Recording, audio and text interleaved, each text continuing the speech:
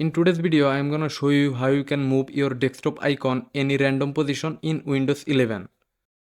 Now, if I want to move this desktop icon to anywhere, any random position, it doesn't stay, it goes to grid align position. To solve that problem, right click on the empty space on your desktop, then click on view, then click on align icon to grid.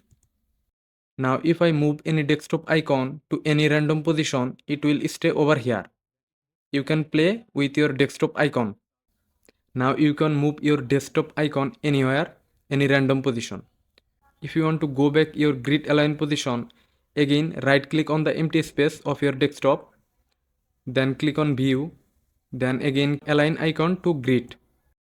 Now you can rearrange your desktop icon again. In this way you can move your desktop icon any random position.